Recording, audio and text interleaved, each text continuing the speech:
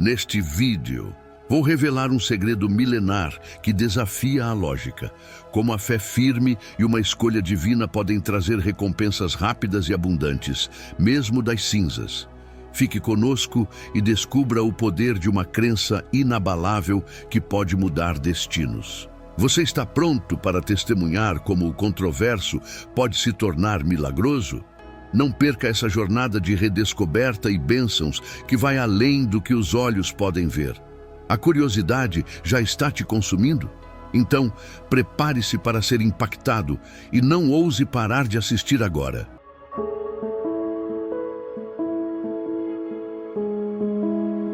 Em 538 a.C., Ciro, um monarca persa, conquistou a Babilônia. Ele era um governante benevolente e anunciou às populações deslocadas que poderiam retornar às suas terras natais, desde que construíssem um templo para orarem a seu Deus em nome dele. Dessa forma, apenas 50.000 judeus optaram por voltar. A maioria, tendo nascido no exílio e estabelecido como comerciantes na Babilônia, escolheu permanecer. A Babilônia, situada em uma importante rota comercial, possibilitou que muitos judeus prosperassem financeiramente. Jerusalém, por outro lado, não oferecia as mesmas oportunidades e parecia uma perspectiva desanimadora. 2 indivíduos lideraram os que retornaram: um príncipe chamado Zorobabel, cujo nome significa nascido na Babilônia, e Josué, o sumo sacerdote.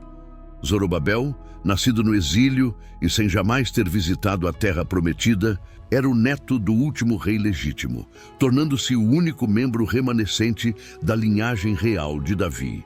Portanto, ele precisava retornar para que as promessas divinas de sempre haver um descendente de Davi no trono de Israel fossem mantidas. A motivação principal daqueles que retornaram era espiritual.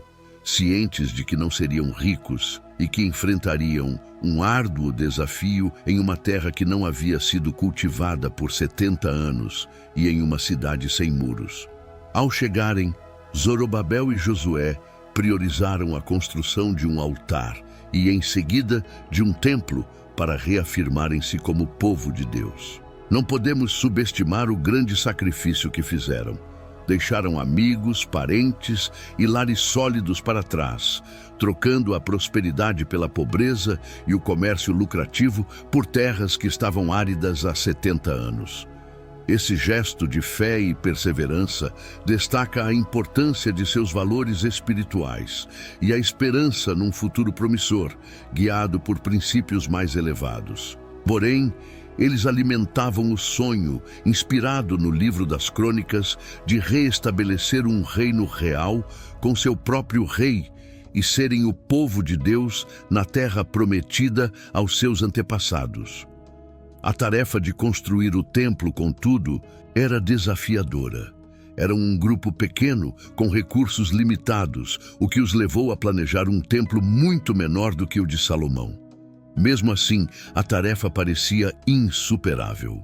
A oposição dos samaritanos e a mudança de regime com Dário assumindo o trono pioraram a situação, pois ele cortou o subsídio que Ciro havia providenciado para a restauração do templo, desviando esses recursos para financiar campanhas militares. Assim, a fantasia cedeu lugar à realidade. O tamanho do desafio desanimou o povo, que se sentiu descorçoado. Após apenas 2 anos de trabalho, a construção foi interrompida. E por 14 anos, nenhum outro bloco foi adicionado ao templo, deixando apenas as fundações e muros baixos. Lutar pela sobrevivência tomou o lugar dos sonhos de grandeza. Construir templos tornou-se um luxo inacessível. A preocupação agora era simplesmente sobreviver, enquanto a economia mergulhava em uma profunda recessão. A comida tornou-se escassa e cara, a inflação disparou e a oferta de alimentos diminuiu devido a secas e doenças. Todo o dinheiro que haviam poupado na Babilônia foi gasto com comida e vestuário, não restando economias. Foi uma grande decepção. Eles haviam retornado com a intenção de reconstruir uma nação, mas acabaram descobrindo que mal conseguiam sobreviver. Inevitavelmente, eles começaram a questionar suas escolhas, chegando à conclusão de que haviam tomado a decisão correta ao retornar, mas escolheram um momento inoportuno para fazê-lo. Passaram a ponderar se não deveriam ter permanecido mais tempo na Babilônia, economizado mais recursos e aguardado até que estivessem em melhores condições para retornar com maior poder e prosperidade. Embora Abraão se contentasse com uma tenda e um altar, eles aspiravam reconstruir. Depois de 18 anos de ausência e pouco ou nada para mostrar, foi nesse contexto desolador que o profeta Ageu pronunciou suas palavras. Sua profecia é registrada em prosa, o que é muito significativo, pois, nas Escrituras, os pensamentos de Deus são mais frequentemente comunicados em prosa e seus sentimentos em poesia. Assim, há pouco dos sentimentos de Deus no livro de Ageu. Às vezes, até mesmo os melhores servos de Deus necessitam de uma palavra especial do Senhor.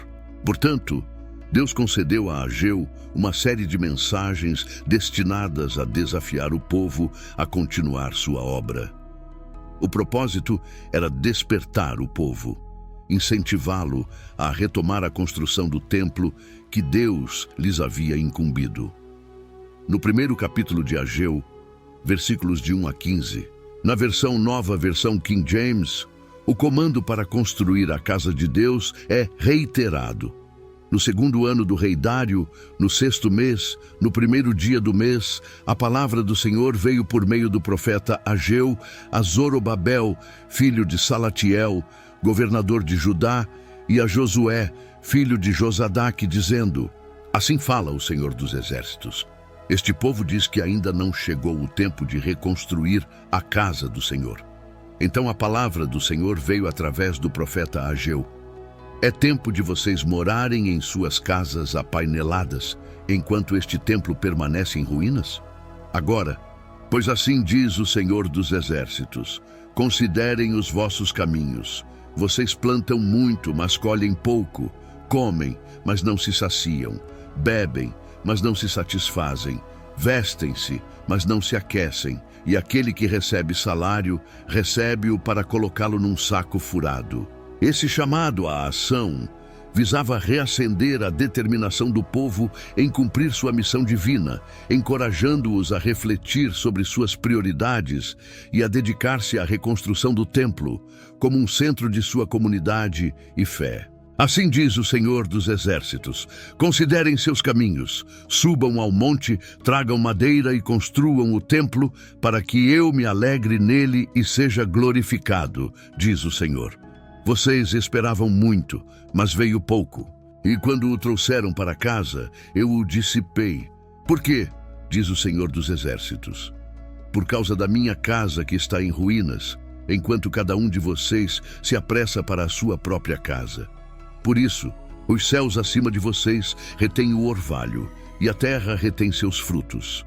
Pois eu chamei a seca sobre a terra e os montes, sobre o grão, o vinho novo e o óleo, sobre tudo o que a terra produz, sobre os homens e o gado, e sobre todo o trabalho das mãos. Então Zorobabel, filho de Salatiel, e Josué, filho de Josadaque, o sumo sacerdote, juntamente com todo o restante do povo, obedeceram à voz do Senhor, seu Deus, e às palavras de Ageu, o profeta, conforme o Senhor, seu Deus, o havia enviado.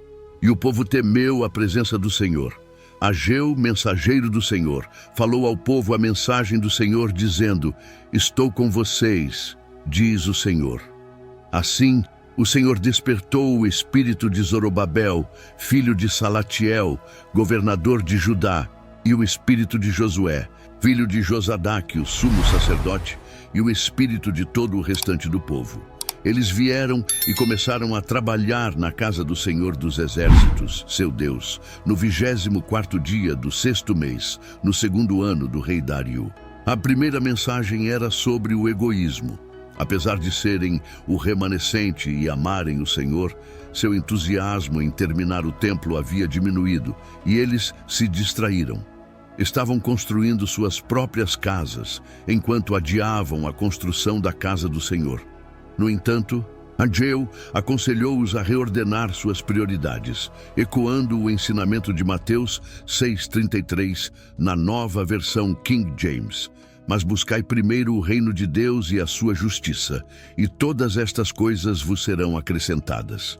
Esse conselho não só visava reacender o compromisso deles com a construção do templo, mas também a lembrá-los de que, ao priorizar as coisas de Deus, eles encontrariam o apoio e a provisão divina para suas próprias necessidades. Ao seguir essa orientação, o povo redescobriu seu propósito e reafirmou seu compromisso com a missão que Deus lhes havia confiado, demonstrando a importância de colocar os interesses divinos acima dos pessoais. No livro de Esdras, capítulo 3, versículo 12, na nova versão King James, observamos uma mistura emocional entre aqueles que testemunharam a fundação do novo templo. Muitos dos sacerdotes, levitas e chefes das famílias, homens idosos que tinham visto o primeiro templo, choraram em alta voz quando viram a fundação deste templo diante de seus olhos, enquanto muitos outros erguiam a voz em júbilo. Esse momento destaca a complexidade dos sentimentos humanos diante das mudanças, a tristeza pela perda do antigo e a alegria pela esperança do novo. A nostalgia pelos bons tempos antigos pode se tornar uma fonte de desespero, em vez de encorajamento, se não formos cuidadosos. Isso pode levar à dúvida sobre o que Deus está tentando realizar no presente e gerar críticas ao que está diante de nós, se nos apegarmos demais ao passado. Através de Ageu, Deus enfatizou a importância de ser forte, repetindo o comando "seja forte" 3 vezes. Somos encorajados a perseverar na obra do Senhor, confiando na sua presença, na sua fidelidade e na sua capacidade. Hebreus 12:26, na nova versão King James, reitera essa mensagem, destacando que Deus prometeu abalar não apenas a terra, mas também o céu, simbolizando uma transformação abrangente. Deus assegura que focar nas coisas inabaláveis, seu trono, sua palavra, suas promessas, seus filhos e a eternidade, é fundamental. Ele promete abalar todas as coisas com seu poder para que permaneçam apenas as inabaláveis. Ageu revela que algo maior do que o Templo de Salomão aconteceria nessa estrutura. Anos depois, quando Jesus entrou no templo, ele trouxe uma glória muito maior do que qualquer uma que já haviam testemunhado.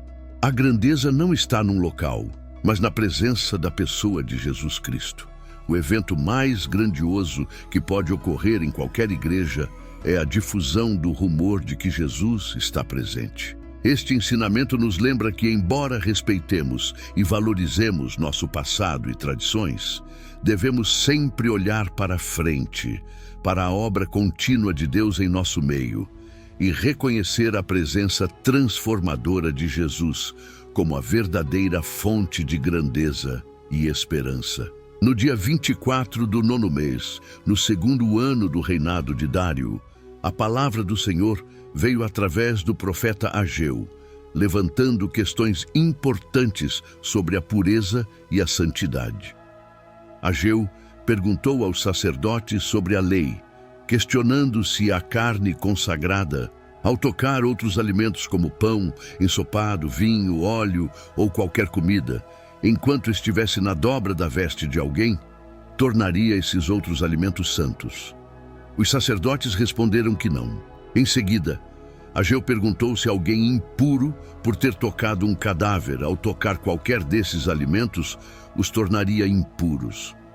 Os sacerdotes concordaram que sim, tornariam impuros. Essas perguntas, apresentadas cerca de 2 meses depois, em 24 de dezembro, serviram para ilustrar um princípio fundamental.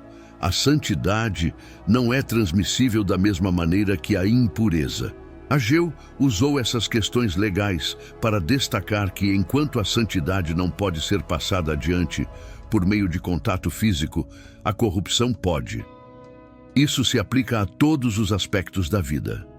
Não podemos transmitir nossa saúde a outros, mas as doenças podem ser facilmente compartilhadas. Da mesma forma, ao misturar água suja com água limpa, a impureza é transferida, não a pureza. Este princípio também se aplica espiritualmente. Não podemos nos tornar internamente puros apenas por meio de ações exteriores. As práticas externas não purificam o coração. É necessária uma experiência de renascimento, uma mudança interna. Ageu está enfatizando que a verdadeira santidade e purificação vem de dentro, sugerindo a necessidade de uma transformação interna para refletir a santidade no exterior. Ageu 2:14-19. Na nova versão King James, ecoa esta mensagem, incentivando uma reflexão sobre a importância de buscar a pureza, não apenas em nossas ações visíveis, mas na essência de nosso ser, promovendo uma vida que é verdadeiramente santa, tanto internamente quanto externamente. Ageu, ao responder, destacou a condição espiritual do povo e da nação perante o Senhor, afirmando que tudo o que faziam e ofereciam era impuro aos olhos de Deus. Ele instigou uma reflexão profunda sobre suas ações e consequências desde o início da reconstrução do templo, ilustrando como suas colheitas foram minguadas e seus esforços frustrados por pestes, mofo e granizo devido à sua negligência em voltar-se para Deus.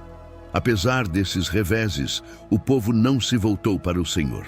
Ageu então convidou-os a considerar o futuro a partir do 24º dia do 9º mês, momento marcado pelo início da fundação do templo do Senhor, enfatizando uma mudança iminente em sua sorte. A partir desse dia, Deus prometeu abençoá-los, antecipando uma época de prosperidade e abundância, onde até então nada havia frutificado. Esse convite ao arrependimento e à renovação é ecoado em 2 Coríntios 5:17, onde Paulo fala sobre a transformação que ocorre em alguém que está em Cristo. Portanto, se alguém está em Cristo, é nova criação. As coisas antigas já passaram, eis que tudo se fez novo. Essa passagem sublinha a ideia de renascimento e renovação espiritual que Ageu incentivou entre o povo de Israel. No mesmo dia, a palavra do Senhor veio a Ageu com uma mensagem para Zorobabel, governador de Judá, prometendo uma agitação tanto no céu quanto na terra, o derrubamento de tronos e o fim da força dos reinos gentílicos. Deus prometeu fazer de Zorobabel como um anel de sinete, um símbolo de autoridade e escolha divina, enfatizando a importância de Zorobabel na realização dos propósitos divinos. Essas mensagens, entregues no mesmo dia, ressaltam a importância da obediência a Deus e da disposição para a renovação espiritual, prometendo transformações significativas tanto na ordem natural quanto na espiritual, e destacando o papel central de Zorobabel na restauração e no futuro promissor que Deus tinha para o seu povo. A mensagem transmitida diretamente a Zorobabel, governador e líder, abordava a resistência que ele enfrentava, tanto externa quanto internamente.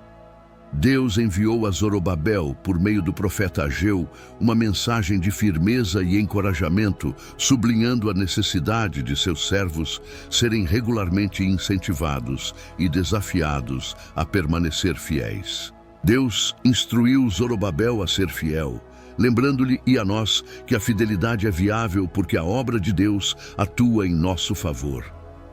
Não precisamos realizar a tarefa do Senhor com nossas próprias forças.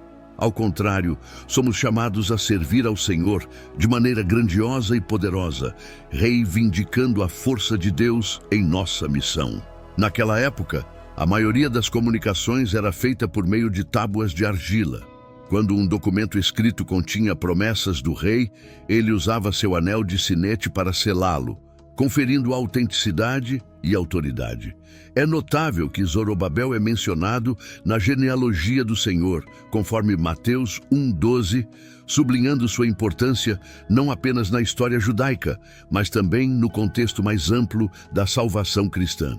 A presença de Cristo em nossas vidas, marcando-nos com sua imagem, é um ato de escolha divina, assim como Deus disse a Zorobabel: "Eu te escolhi".